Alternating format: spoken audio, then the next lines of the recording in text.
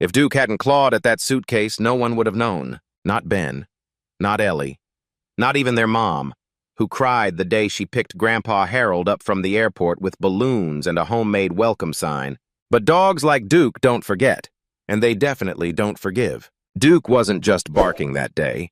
He was warning them, clawing like his paws were on fire, teeth bared, pressed against a piece of luggage no one had paid attention to for weeks.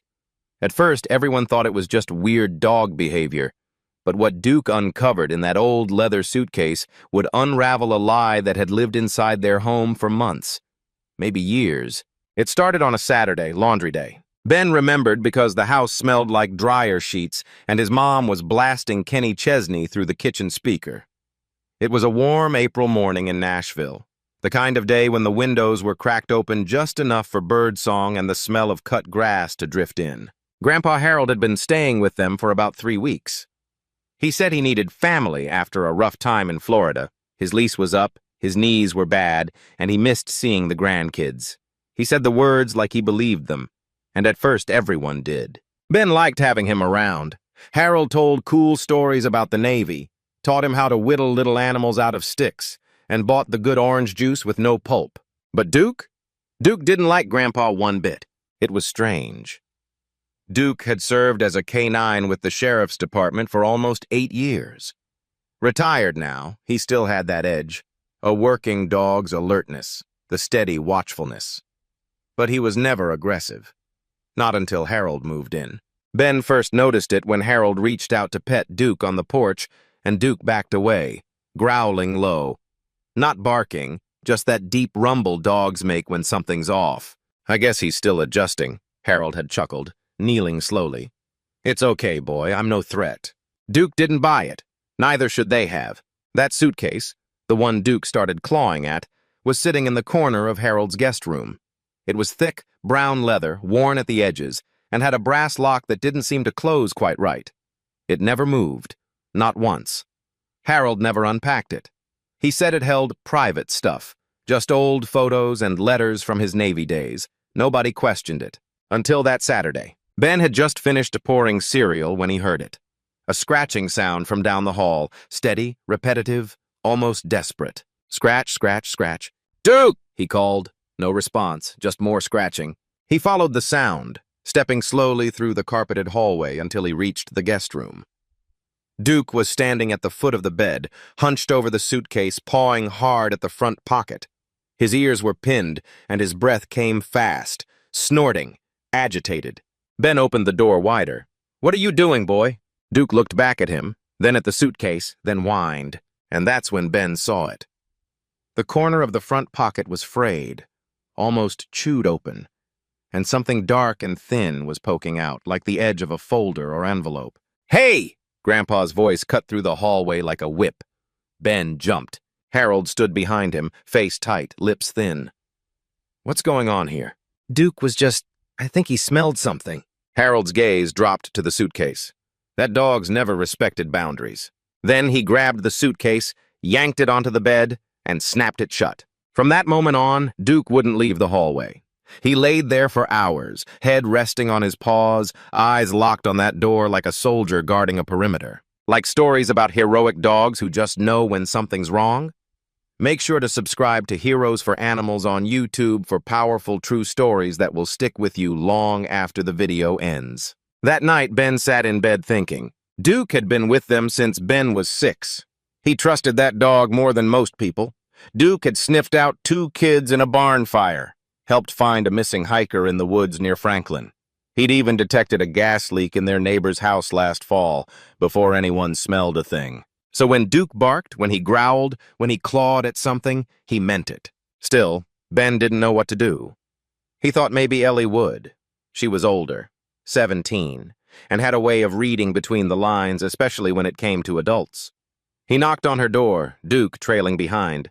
You ever think Grandpa's weird? He asked. Ellie blinked at him from behind her laptop. Weird how? Ben shrugged. Just off. Duke doesn't like him. And I saw something in his suitcase. Ellie closed the laptop. What kind of something? I don't know, paper, but Grandpa freaked out. Ellie frowned. Mom says he was in the Navy, right? Yeah. She ever show you any photos, like from when he was younger? Ben paused. No. He says all his old stuff burned in a storage fire in Miami. Ellie raised an eyebrow. Convenient. The next morning, Ellie asked a subtle question at breakfast. Grandpa, what was your rank in the Navy again? Harold didn't miss a beat. Petty officer first class, why? She smiled. Just writing a paper for school. That was a lie. She later told Ben she Googled him. Harold T. Merriman, former Navy. Nothing. No military records, no obituary for his supposed wife, no public Facebook, not even a LinkedIn profile. Ben stared at her. So what does that mean? Ellie looked at Duke, who was still camped in the hallway like a sentry. I don't know yet, she said, but we need to open that suitcase. Ben's heart pounded. You think he's dangerous? She nodded slowly. I think he's not who he says he is. That night, they waited until Harold took his usual walk, 20 minutes around the block at exactly 7:30 p.m. Duke stood by the door until he heard it close, then turned toward the guest room with purpose. Together, Ben and Ellie crept in. The suitcase sat in the corner, still sealed tight. But now, a flap in the bottom was fully torn open, courtesy of Duke's relentless work. Inside was a manila folder. Ben pulled it out with shaking hands. Inside, a Florida driver's license with a different name. A social security card. Same photo, same face, different identity. A stack of documents stamped in Spanish, and a birth certificate from a town in Panama. Ben looked up at Ellie, breath shallow. This isn't real, is it? Ellie didn't answer. She just whispered, We need to call someone. Duke whined once, softly, and placed a paw on the folder. It wasn't just a dog's instinct. It was a warning. The folder lay open on the bed like a wound. Ben couldn't stop staring at the ID. Victor Ortega, born in Colon, Panama, issued in Florida. Same face as Grandpa Harold. Ellie sat beside him, flipping slowly through the papers. Her fingers trembled a little, but her voice stayed firm. 2 social security cards, 2 names, 1 face, Ben whispered. Why would someone do that? Duke sat by the door, eyes locked on the hallway. His ears twitched at every sound. He's running from something, Ellie said. Nobody fakes an identity because they like paperwork. They both flinched when they heard the front door open. Quick! Ellie grabbed the folder and shoved it under her hoodie. Ben zipped the suitcase and shoved it back in the corner just as Grandpa's footsteps echoed down the hallway. He walked in holding a reusable grocery bag and a 6-pack of root beer. Y'all hungry? Thought I'd grill out tonight. Burgers sound good? Sure, Ben croaked. Harold glanced at him, then Ellie. His eyes narrowed for a second, just long enough to notice something was off. You kids okay? Ellie smiled too fast. Yeah, just studying. He raised an eyebrow. Studying? On a Sunday? College prep. He nodded slowly, then walked out toward the kitchen. They didn't breathe until the fridge door slammed shut. That night, Ellie texted someone named Amy Keller, a girl from her true crime club who interned for a private investigator. Her uncle works missing persons cases in Florida, Ellie explained to Ben. I sent him photos of the documents. Ben sat on the floor of her room, still clutching Duke's collar. Isn't that dangerous? I didn't give him our names, just the IDs. Do you think he's like a criminal? Ellie hesitated. If he's not Harold Merriman and he's using someone else's name, yeah, that's illegal. Ben stared out the window. The backyard swayed in the wind. Duke growled low in his throat. The next day felt normal, too normal. Harold made waffles. He hummed Johnny Cash while fixing the porch railing. He even told a joke about a possum and a mailbox that made their mom laugh until she snorted. Ben couldn't reconcile the man flipping pancakes in the kitchen with the one hiding identities in his luggage. That afternoon, Ellie got a response from Amy. My uncle ran the name Victor Ortega through his old records. Said he was flagged by Homeland Security in 2001 for falsifying tax documents in Miami. No convictions. Then he disappeared. Ben stared at the text. Disappeared? Like vanished. No credit trail, no lease, nothing after 2004. Ben looked at Duke, whose nose was twitching toward the guest room door again. What if this guy's not just a fake? What if he's hiding from something worse? That night, Ben tiptoed to the hallway again. Grandpa's door was closed. The light was off. He leaned in, then paused. There was a sound coming from inside. A voice. Not loud, just low and deliberate. Ben leaned closer, pressing his ear to the door. I told you, no one suspects anything yet. The kids might be nosy, but they don't know who I really am. I'll figure it out. Give it another week. The phone clicked off. Ben's blood turned cold. He stepped back right into Duke, who was staring at the door like it might explode open any second. Ben didn't sleep that night, neither did Duke. The next morning, their mom packed Harold's favorite sandwich in a paper bag and kissed him on the cheek before he went on his morning walk. Ben watched from the porch as he disappeared down the sidewalk. "We have to tell Mom," Ben said. Ellie shook her head. "Not yet. She won't believe it unless we have something solid. She thinks he's her dad. That kind of trust doesn't break easy." "But what if she's in danger?" Ellie paused. "Then we work fast." She sat down on the porch swing, opened her laptop, and dug deeper. Ben watched the worry lines form between her brows. "There's no military record. Not under Harold Merriman. Not under Victor Ortega either. And the Panama birth certificate is fake, registered to a man who died in 1992. Ben's throat tightened. "So he's pretending to be two dead men?" Ellie closed the laptop. "I think he's not either of them. I think Grandpa is his third identity." Duke barked sharply. They turned to see him pacing in front of the guest room again. Ben walked over and opened the door. Duke rushed in and went straight for the closet. With one paw, he began to scratch at the floorboard near the back corner. Hard, frantic scratches, faster than before. Ellie joined them, shining her phone's flashlight into the shadows. "There's something under there," she said. Ben dropped to his knees. The floorboard was loose. He wedged his fingers under it and pulled. A small space.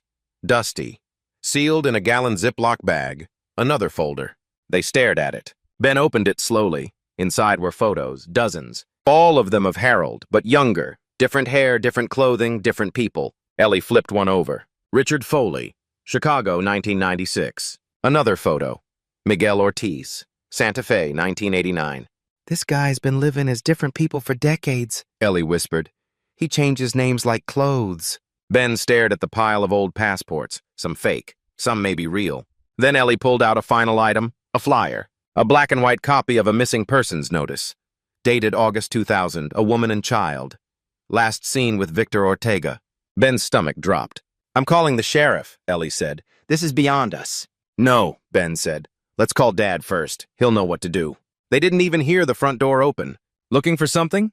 Harold's voice filled the room like a snake sliding across gravel. Ben turned. Harold stood in the doorway, calm, hands in his pockets. But his eyes weren't Grandpa eyes anymore. They were cold, calculating. Ben stepped back instinctively. Duke moved between them, growling, hackles up, tail straight as a broom handle. "I told you to leave my things alone," Harold said quietly. Ellie stood, fists clenched. "You're not who you say you are," Harold smiled. "And you think anyone will believe two kids and a half-bald dog over me?" Duke barked once, ferocious and sharp. Ben spoke, voice shaking. "We already called someone." That wasn't true. But Harold didn't know that. He blinked, just once. Then his smile dropped. "I see," he said. "Well, I guess it's time to move on again." He turned to leave. "Stop!" Ellie shouted. Harold paused in the hallway. "No one's hurt. I came here for peace. You could have let me have that." "Not when you've hurt people before." He turned slowly. "You don't know anything about me." "Then tell us," Ben said. "Tell us who you really are." Harold's face hardened. "You're too young to understand. Some things don't need explaining." Then he walked toward the front door. Duke bolted after him, barking so loudly it shook the windows. But Harold was gone. Disappeared down the street like he never existed. The sheriff arrived an hour later. After Duke calmed down, they handed over the folders, the IDs, the photos. The officer said he'd forward it all to federal authorities. Identity theft, fraud, possibly more. They searched the house, the neighborhood. But Harold, or whoever he was, had vanished again. Ben sat on the steps with Duke curled beside him, head in his lap. Ellie joined him, sipping warm Sprite from a can. "You think they'll catch him?" Ben asked. She nodded, eventually. "But how did Duke know?" She smiled. "Dogs see what we don't. They don't need proof, just instinct." Ben stroked Duke's ears. "He saved us." Ellie whispered, "He always does." The next morning, the front porch felt like a crime scene. Ben sat on the top step, knees pulled to his chest, watching Duke pace the yard like he was still on patrol. Every gust of wind made him flinch. Every car that passed, he watched like it might bring Harold back. But Harold didn't return, and maybe that was worse. "I hate this," Ben muttered. Ellie dropped onto the step beside him, holding 2 mugs. She handed him one. "It's hot chocolate. Mom's trying to keep things normal." Ben took a sip. It was lukewarm, too sweet. "She's still not convinced," Ellie added quietly. "She thinks Grandpa might be sick. Dementia or something." Ben stared at his muddy sneakers. Sick people don't run away like that, and they don't stash fake passports in the floorboards. Ellie nodded. I know. But she wants to believe the man who tucked her in at night when she was little didn't just lie his way back into her life. Ben didn't answer. Instead, he watched Duke. The old German shepherd had been restless since Harold left. He'd sniffed every inch of the guest room, every drawer, even circled the backyard twice before barking at the garden shed like it had offended him personally. Ellie noticed, too. You think he's still trying to tell us something? Ben shrugged. Maybe. He hasn't touched his food since yesterday. Duke suddenly stopped pacing and turned back toward the house. His ears twitched. Then he barked, short and sharp, and bolted for the porch. Ben jumped to his feet. What is it, boy?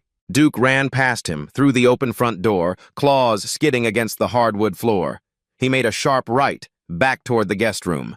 Again, Ellie muttered, following him. Ben was already behind her.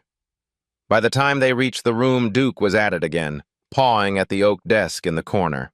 Not the suitcase, not the closet. This time it was the desk. Scratch, scratch, scratch. Ben stepped closer. We checked this already. Ellie crouched beside Duke. Wait, look at this. She pulled the chair out of the way. Behind one of the desk drawers was a false panel, barely visible unless you were looking for it, and Duke was definitely looking. Ellie pried it open with a letter opener. Inside, a single USB drive wrapped in electrical tape. Ben picked it up carefully. What is this? No idea, Ellie said, already reaching for her laptop. They plugged it in and waited. The files were messy, scanned documents, a few audio recordings, and one folder labeled RFOR Logs 2003. Ellie opened the first file, a scanned fax from a law office in Miami. To Victor Ortega, subject wire confirmation amount, $72,400 transferred to offshore account ending in 7291. Ben leaned in. That's a lot of money. The next document was a scanned letter, a woman's handwriting, signed M. You said we were just trying to fix the system, that we'd walk away clean. Now I'm the one left holding the bag. Don't ever contact me again. They both sat back in silence. Okay, Ellie whispered. So Grandpa wasn't just faking his identity. He was laundering money, maybe involved in some kind of white-collar ring. Ben stared at the screen. Do you think the FBI is already looking for this stuff? I hope so. She copied the files to her desktop and sent them to the sheriff's office with a note. Then she leaned back and exhaled hard. Ben looked at her. So what now? Ellie stared at Duke, who was now curled up beneath the desk. We wait. But waiting wasn't easy. Their mom was barely speaking to them.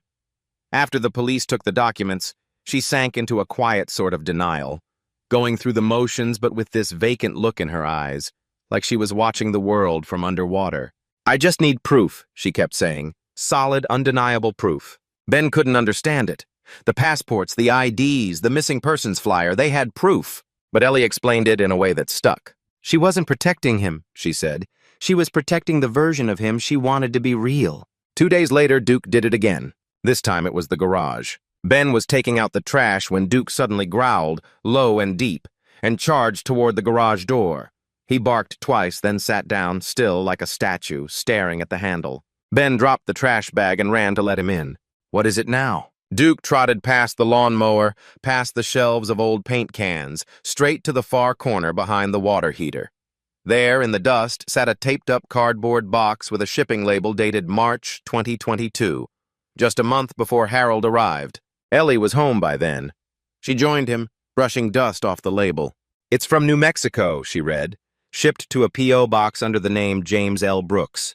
Ben opened it. Inside, a burner phone, a map of Tennessee with 5 towns circled, and a folded newspaper clipping about a woman named Lorena Ruiz, listed as a whistleblower in a government contractor fraud case. Her photo was paper-clipped to the article. Ben felt sick. She's the woman from that flyer, he whispered. Ellie took the phone and plugged it in. It buzzed to life. One voicemail, one message. Ben hit play. You said you'd protect me, that we'd leave the country by May. You lied. You left me here. And now they're watching my house. Don't ever come back, Victor. Ben felt like the floor had dropped from under him. He used her, Ellie said. Like he used us, used Mom. Probably changed his face, changed his name, and disappeared when things got too hot. Ben clenched his fists. He's never coming back, is he? I don't think he ever intended to. That night they told their mom everything. They showed her the USB, the phone, the voicemail. They played her the woman's voice, the emotion in her words. She didn't cry, not at first, but then she picked up the newspaper clipping and stared at it for a long time. Her shoulders slumped. Her face cracked. "He called me every birthday," she whispered. "Said he missed me. Said he wanted to be part of our lives. I believed every word." Duke sat by her feet, quiet, steady. "I even told him we had a dog," she said. "He joked he wasn't a dog person. I should have known." Ben sat beside her and placed a hand on her arm. "You didn't do anything wrong." She nodded slowly. "I know, but I let a stranger into this house, into your lives. That's something I'll carry." Ellie spoke gently. "You kicked him out when it counted. You believed Duke. That means something." Their mom wiped her eyes. "That dog knew from day one." The next morning, Duke lay in the sun by the porch steps, eyes closed, chest rising and falling like a metronome. The sheriff called just after breakfast. They'd sent the evidence to the FBI. A warrant had been issued for Victor Ortega, also known as Richard Foley, James Brooks, and possibly 3 other aliases. He was now considered a suspect in an international financial fraud investigation dating back 20 years. Ben hung up the phone, stunned. They said Duke basically solved a federal case. Ellie laughed. "We should give him a medal." Their mom smiled. "No, we give him a steak." She walked to the fridge, pulled out the sirloin she'd been saving for dinner, and set it on a plate. She brought it out to Duke and placed it on the ground gently. "Good boy," she whispered. "You protected us. You saw the truth." Duke didn't bark, didn't whine. He just took a single bite and laid his head on her lap. Some heroes don't wear capes. Some wear scars, have cloudy eyes, and still know exactly who to trust and who not to. The morning after the sheriff's call, the house felt different, not quieter. Ben could still hear the washing machine churning in the laundry room and the lawnmower buzzing from the neighbor's yard. But the energy inside was different, like the air had cleared, like something poisonous had been pushed out. But the weight hadn't fully lifted, because Harold, or Victor, or whatever his real name was still out there. And Duke? Duke hadn't stopped pacing. Ben noticed it before breakfast. The old German shepherd wouldn't settle, not on the porch, not on the rug in the living room. He kept trotting back and forth between the front door and the window that looked out on the street, ears twitching, eyes sharp. "He knows it's not over," Ben whispered. Ellie nodded as she scrolled through her inbox. "We got a message back from the FBI." Ben straightened. "Already?" "They're connecting the dots," she said. "They want us to send anything else we find. Documents, notes, receipts, anything physical that might point to where he's headed." Their mom was already in the dining room, pulling boxes from the closet where Harold had stored his keepsakes. She set each one on the table and opened them, one by one. Most were junk. Old jackets, broken pens, a baseball glove with someone else's name written inside. But halfway through the third box, Ellie found something. A receipt from a gas station just outside Santa Fe, dated 6 weeks before Harold showed up in Tennessee, and scribbled on the back in tight, slanted handwriting, "LR, watch the fence line after dark." Ellie read it twice, then showed it to Ben. "LR has to be Lorena Ruiz, the woman from the voicemail." Ben frowned. But why would he write that? Was he watching her? "Or planning something worse," Ellie said quietly. Their mom looked up, pale. "We should give that to the sheriff." They scanned the note and emailed a photo. A few hours later, the sheriff called again. "We ran the handwriting through a federal analyst," he said. "It's a match to a man named Richard Foley, one of Ortega's former aliases. There's an active warrant out of New Mexico. He's wanted for questioning in the disappearance of a witness." Ben's throat went dry. "Disappearance?" "Ms. Ruiz hasn't been seen since last spring," the sheriff confirmed. "If you find anything else, don't wait. Call us right away." Ben hung up the phone in silence. This wasn't just about fake IDs anymore. It was about a woman who may have trusted the wrong man, just like they had. That afternoon, Ellie remembered something. She grabbed Duke's leash and her keys. "Come on, I want to check the shed again." Ben followed her to the backyard, Duke trotting ahead, nose to the ground. The shed hadn't been touched since the first search, but Ellie wasn't looking for obvious evidence. She scanned the floorboards, ran her fingers along the beams. "You know what Grandpa always kept in his shirt pocket?" "Gum?" "No, a notebook, a little black one." Ben blinked. "You think he hid it out here?" "I think it's worth checking." Duke began pawing at the far corner of the shed. Not frantic, like before. Just a light, rhythmic scratching against the wall. Ellie pulled the rake and shovel out of the way and knelt down. It took a few minutes, but eventually she found it, taped to the inside of a beam, hidden behind a loose plank. A small, weathered black notebook. She opened it slowly. The handwriting matched the note from the gas station. Inside were names, dates, and locations, dozens of them. Page after page of coded messages, crossed-out names, bank numbers, initials. One entry near the back stopped them both cold. Ruiz, flight rescheduled, must intercept before Tuesday. Ben's mouth went dry. He was following her. Ellie whispered, "He was planning something." They took photos of every page and sent them to the sheriff's office. Within hours, federal agents requested the original notebook be mailed to a field office in Atlanta. But even with the evidence mounting, there were still no signs of Harold. No credit card use, no security footage, no trace. It was like he had disappeared into thin air. That night, the house was quiet again, but it wasn't peace. It was fear. Their mom sat at the kitchen table with a mug of tea that had gone cold. She stared out the window, her face pale and drawn. "Do you think he'll come back?" she asked. Ellie hesitated. "I don't think he ever stays in one place for long, but now that he knows we found everything..." Ben didn't let her finish. "We locked the doors, right?" "All of them," their mom said softly. "I checked twice." Duke sat by the front door unmoving, guarding. Ben pulled his sleeping bag into the living room again and lay beside Duke, like he had the first night Harold arrived. "I don't get it," he whispered to Duke. "How do people like him sleep at night? How do they just walk around, lie to everyone, and act like nothing matters?" Duke didn't answer, of course, but he rested his chin gently on Ben's chest and gave a soft, reassuring sigh. It was enough. 3 days later, the agents arrived. A black SUV pulled up in front of the house just after noon. 2 men in dark suits stepped out and introduced themselves with federal IDs. One was tall, bald, and spoke in clipped sentences. The other was friendlier. Gray hair, glasses, mid-50s. "We're following up on Victor Ortega," the second agent said.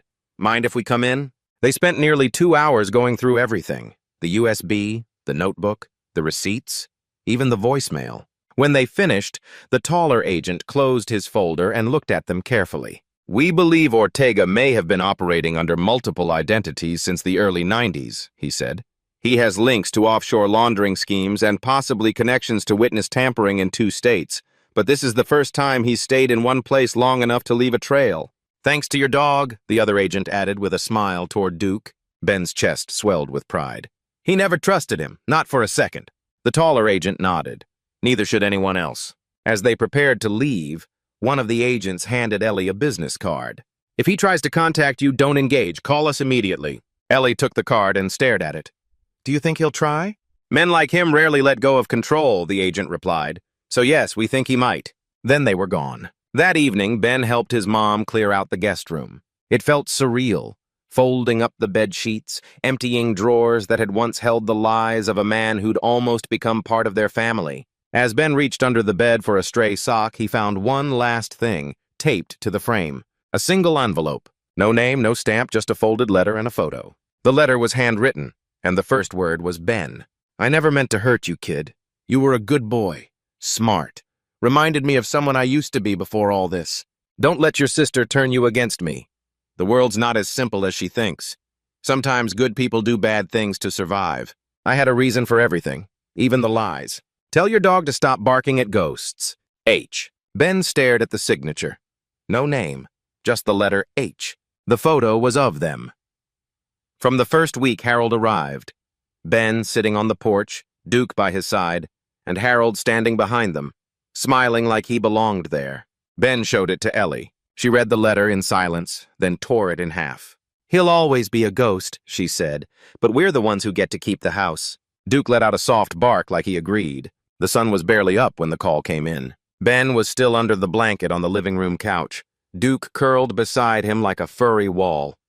The light from the kitchen hadn't even flicked on yet when his mom's cell buzzed across the counter, rattling against the granite. She answered with a sleepy, "Hello?" and then stood so still it made Ben sit up. "Are you sure?" she said softly. Pause. "And you're positive it's him?"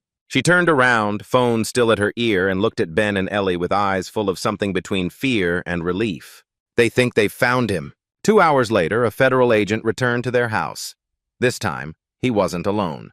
"They got a tip from a pawn shop in St. Louis," the agent said. A man matching Ortega's description came in last night trying to sell a watch. Vintage Rolex, registered under the name Richard Foley. Ellie leaned forward. Do they think it's really him? The agent nodded. Security camera caught a clean shot. It's him. He's cut his hair and grown a beard, but facial recognition matched. Ben rubbed his hands over his jeans. Are they going to arrest him? They're coordinating with local authorities, the agent replied. But he's slippery. If he senses we're close, he'll vanish again. Duke let out a low growl from the hallway. Everyone turned. The agent smiled. That dog's got good instincts. He knows when something's wrong, Ben said, petting Duke's head. He always does. That night, no one slept. Not really. Ellie stayed up researching pawn shops and bus terminals in Missouri. Their mom sat at the dining table rereading the torn letter Ben had taped back together. Harold's last words to them, scribbled like a half-hearted apology. Ben couldn't stop thinking about what the agent had said. If he senses we're close, he'll vanish again. Because that's what Harold, Victor, did best. He disappeared. He'd spent his entire life rewriting himself, erasing tracks, becoming someone else the moment things got too real. And part of Ben hated how much of his brain still pictured him on the porch, smiling with a cup of coffee, telling bad jokes like any other grandpa. But now Ben knew the truth. Harold didn't leave things behind because he forgot. He left them behind because he never intended to come back. And that made everything feel worse. The next morning, Ben walked out to the mailbox. Duke followed, tail alert, nose twitching as they stepped across the lawn. Spring had arrived fast. Buds on the maple trees, birds chirping from the gutter, the smell of damp earth still clinging to the air. Inside the box was a single white envelope. No stamp, no return address, just their street number handwritten on the front. Ben's stomach dropped. He ripped it open on the porch steps. Inside was a photo. It was grainy, low quality, but unmistakable. Harold, beard and all, standing beside a gas pump at a roadside station.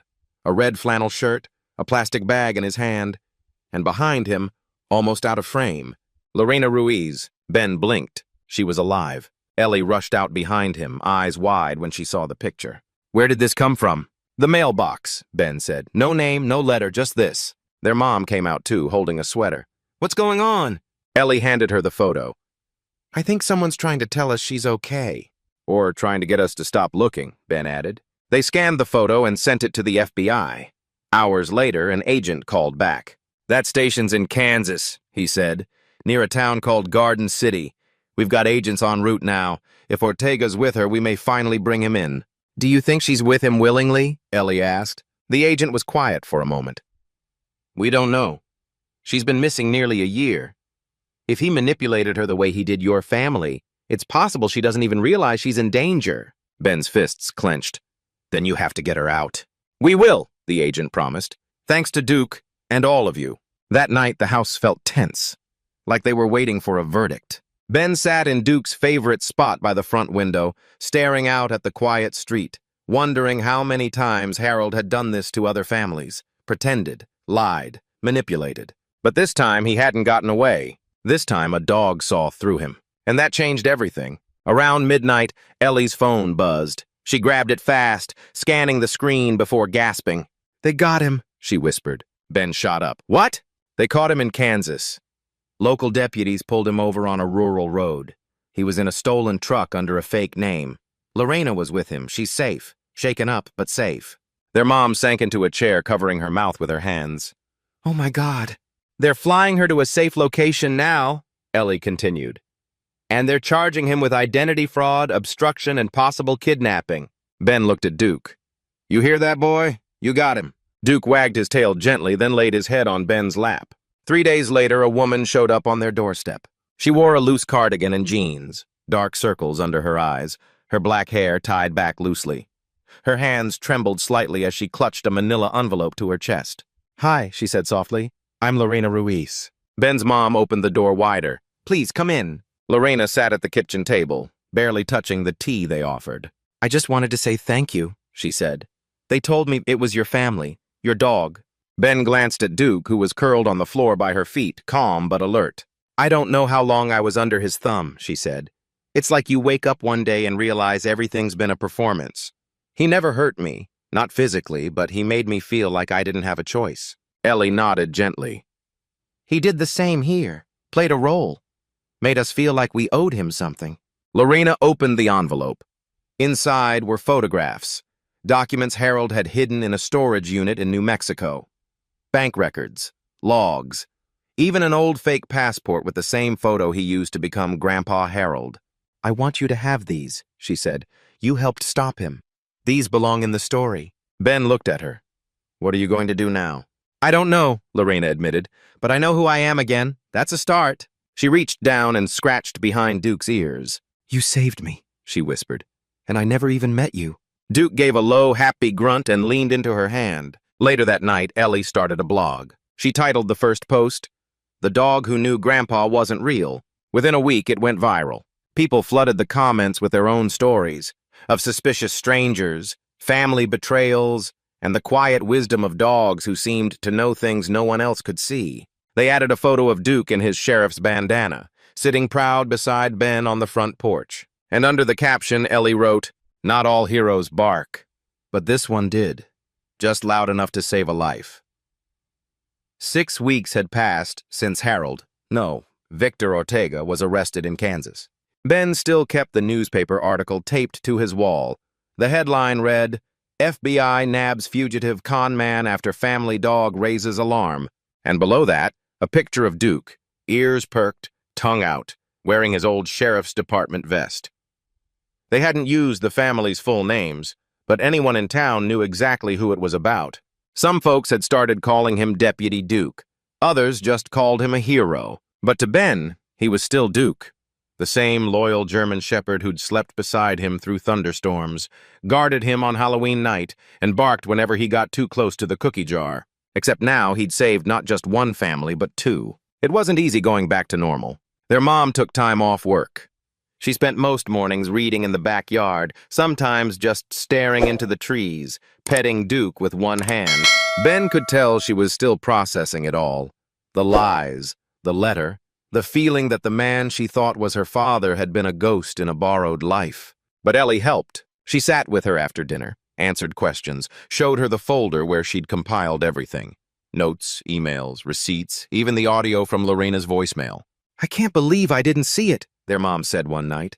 Ellie shook her head gently. "None of us did, except Duke." Their mom smiled. "Maybe he knew what I couldn't let myself feel." Ben piped up from the couch. "I think Duke smelled the fear." Everyone laughed softly, and for the first time in weeks, it sounded real. One morning, a package arrived. Brown box, no label, no sender. Ben opened it on the porch with Duke lying nearby. Inside was a small wooden plaque, the kind you'd find hanging on the wall of a sheriff's office. The words were engraved in brass. "For courage beyond instinct, presented to Duke. In recognition of loyalty, bravery, and life-saving actions. U.S. Marshal Service." Ben blinked. "Whoa." Inside the box was also a letter, typed on official letterhead. "Dear Duke, heroes come in many forms. Some wear uniforms, some carry badges. You did neither, but what you did cannot be forgotten. On behalf of the United States Marshal Service, we thank you for your service. Director Carl Maddox." Ben showed it to his mom. She teared up. "They got it right," she whispered. "He's more than a pet. He's part of this family's history now." They mounted the plaque above the mantel. It sat beside Duke's old K9 service photo, ears straighter, face younger, but the same unshakable stare. That summer, Ellie's blog grew faster than any of them expected. Within 3 months, The Dog Who Knew Grandpa Wasn't Real had been picked up by 3 major news outlets and adapted into a podcast episode.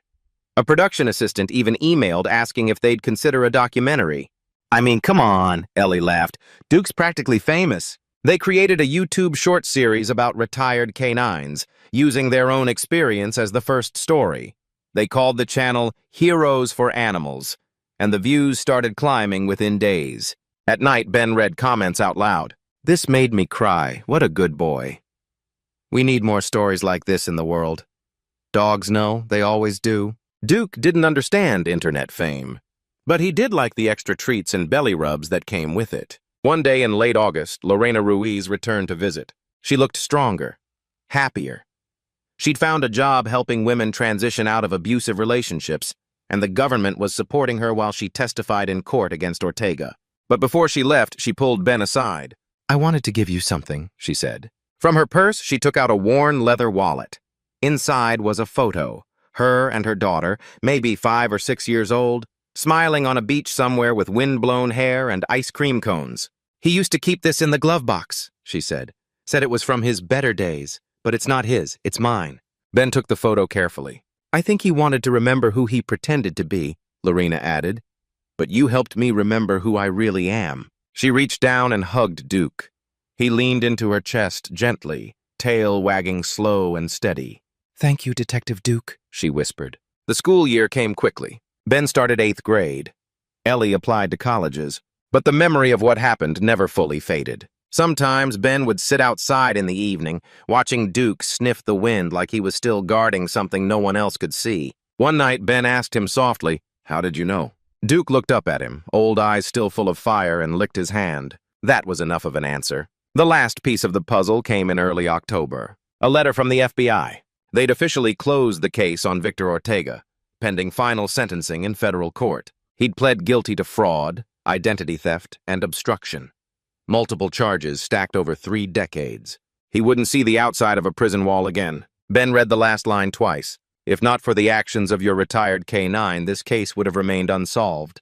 Thank you for believing in his instincts." They framed that letter, too. Because some stories don't end with explosions or chase scenes. Sometimes they end with quiet faith in a dog's bark. A month later, the town held a small ceremony in the community park. A K-9 officer from Nashville spoke. A state senator gave a brief speech, and Ben was invited to say a few words. He stepped up to the microphone, hands shaking slightly, heart full. "I never thought our dog would change lives," he began. "He was supposed to just be part of our family. But it turns out Duke never stopped working. Even after retirement, even after his badge came off, he still knew right from wrong." He looked down at Duke, lying beside the podium in his new collar that read, "Honorary Deputy." "And when no one else saw what was wrong," Ben added, "he did, and he didn't give up." The crowd clapped. Duke barked once, like he knew it was for him. That night, the whole family sat on the porch as the sun dipped below the trees. Ellie nudged Ben. "You did great up there." Ben grinned. "I didn't cry, so that's a win." Their mom brought out lemonade and dog biscuits. She passed the plate to Duke like he was a guest of honor. And maybe he was. After a long pause, she said, "I think your real grandfather would have been proud of how you handled this." Ben looked out into the quiet street. Maybe Duke is the one who taught us how. Sometimes a family isn't defined by blood. Sometimes it's defined by the ones who stay, the ones who fight, the ones who never stop scratching at the truth until it comes out. Duke didn't just save their family, he gave them back their future. Thank you for following our story. If you believe dogs see the truth even when people don't, give this story a thumbs up and share it with someone who loves dogs. Do you think your dog has ever sensed something you didn't? Tell us your story in the comments. We'd love to hear it.